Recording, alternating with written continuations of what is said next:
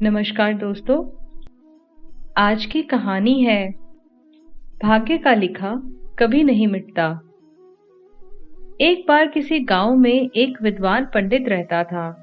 उसका एक दोस्त दूसरे गांव में रहता था और वो बचपन से ही एक पैर से लंगड़ा और गूंगा था।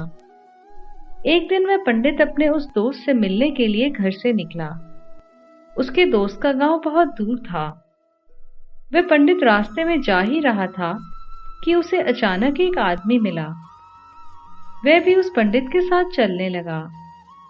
पंडित ने सोचा कि सफर काफी लंबा है, इस आदमी के साथ से रास्ता आसानी से कट जाएगा। पंडित ने उस आदमी का नाम पूछा तो उस आदमी ने अपना नाम महाकाल बताया। अब पंडित और महाकाल दोनों साथ साथ चल रहे थे कि रास्ते में एक गांव आया। तब महाकाल ने उस पंडित से कहा कि तुम आगे चलो, मुझे इस गांव में थोड़ा काम है, मैं अभी आता हूँ। थोड़ी ही देर में उस गांव में एक भैंस ने एक आदमी को मार दिया और पूरे गांव में ये खबर फैल गई। कुछ ही देर में महाकाल उस पंडित के पास आ गया और वो दोनों आगे बढ़ने लगे। थोड़ी दूर जाने पर फिर एक गांव आया तो महाकाल उस पंडित से बोला कि मुझे इस गांव में थोड़ा काम है, तुम चलो, मैं आता हूँ। उस आदमी के जाने के कुछ ही देर बाद उस गांव में आग लग गई। वे पंडित सोचने लगा कि ये आदमी जहां जहां जाता है वहां पर कोई न कोई घटना जरूर घटती है।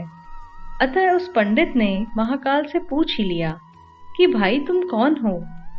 पंडित की बात सुनकर महाकाल बोला कि मैं यमदूत हूँ, मनुष्यों के प्राण हरण करना मेरा काम है। उसके बाद पंडित ने महाकाल से पूछा कि तुम यमदूत हो तो ये बताओ कि अगली मृत्यु किसकी होने वाली है। तब महाकाल ने कहा कि अगली मृत्यु तुम्हारे उस मित्र की होने वाली है जिससे तुम मिलने के लिए जा रहे हो। वे पंडित सोचने लगा, यदि ऐसी बात है तो मैं अपने मित्र से मिलने ही नहीं जाऊंगा। महाकाल ने पंडित से कहा कि तुम जो सोच रहे हो ऐसा कुछ भी नहीं होगा। होनी एक अटल सत्य है, इसलिए होकर रहेगी। थोड़ी देर में उस पंडित ने देखा कि उसका मित्र उससे मिलने के लिए बड़ी तेजी से चला आ रहा है। जैसे ही उसका मित्र उस पंडित के पास पहुंचता है, हृदयघात होने के कारण उसकी मृत्यु हो जाती है। इससे उस पंडित को बड़ा पछतावा होने लगा। वे पंडित उस महाकाल से पूछता है, अच्छा ये बताओ कि मेरी मृत्यु कब और कैसे होगी। तब महाकाल ने कहा कि तुम्हारी मृत्यु ठीक 6 महीने बाद दूसरे राज्य में फांसी लगने से होगी। वे पंडित जल्दी से अपने घर पहुंचा और सीधे अपने राज्य के राजा के पास गया और राजा को सारी बात बता दी। तब राजा ने मंत्रियों से इस समस्या का हल पूछा, जिसका हल ये निकाला गया कि वे पंडित इसी राजमहल में 6 महीने तक रहेगा।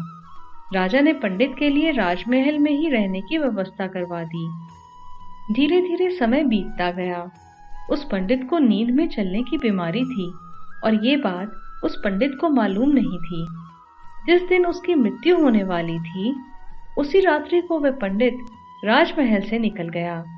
पंडित राजा के यहाँ मेहमान था, इसलिए किसी भी पहरेदार ने उसे जाने से नहीं रोका।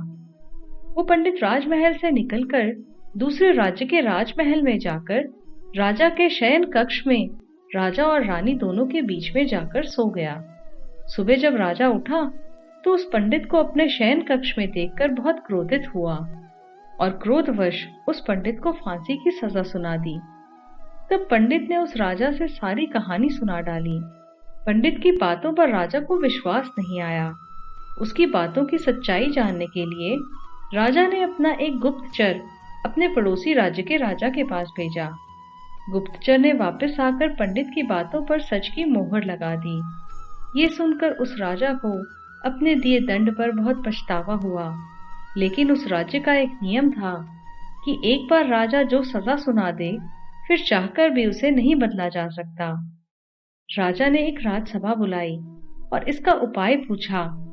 तब उस राजसभा में ये फैसला लिया गया कि एक कच्चे धागे का फंदा बनाकर आप पंडित को पहनाकर अपना वचन पूरा कर लीजिए। फंदा कच्चा होने के कारण पंडित की मृत्यु भी नहीं होगी और आपके फैसले की लाज भी बच जाएगी। तब एक कच्चे धागे से फांसी का फंदा बनाया गया और उसके अगले दिन पंडित के गले में डालकर फंदे को खींच दिया गया।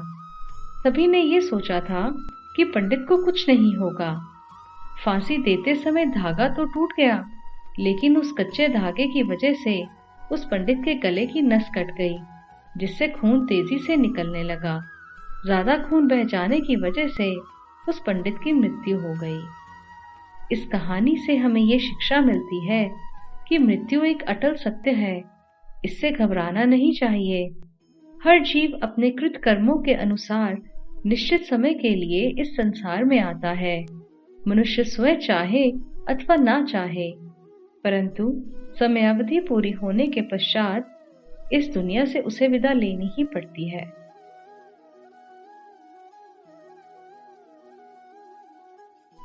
कहानी सुनने के लिए आपका धन्यवाद। कृपया चैनल को लाइक और सब्सक्राइब करें।